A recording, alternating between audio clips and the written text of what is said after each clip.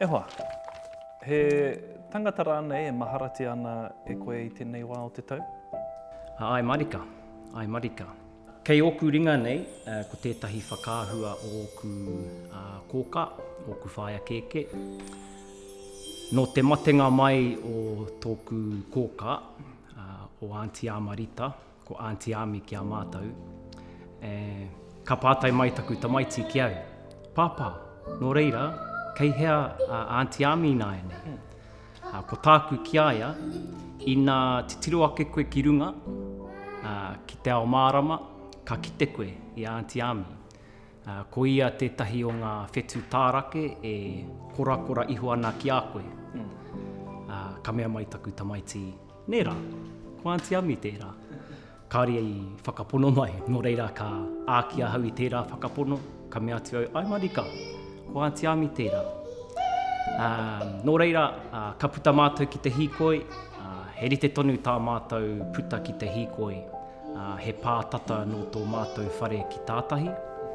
Nō reira, ka puta mātou ki te hīkoi, ka titiro ake taku tamaiti ki te rangi, ka kite ia i tētahi whetū, ka mea mai ia ki au, pāpā, kei te kite au i a Aunty Ami.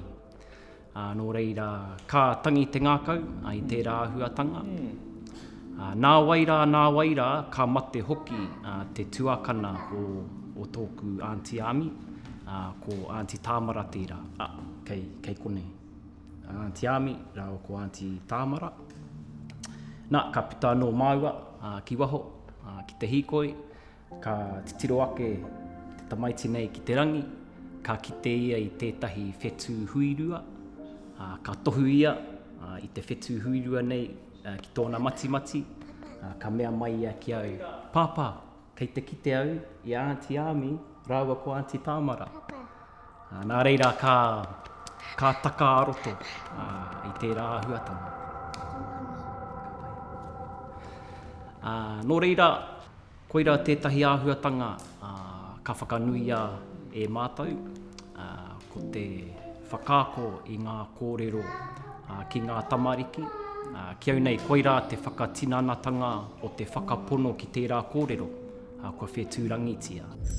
Kia ora, ko Aperahama Hunga Nui tōku ingoa. I tēnei matariki, ka whai whakaaro nui au, ki oku kōka, ki Aunty Ami, rāua ko Aunty Tāmara.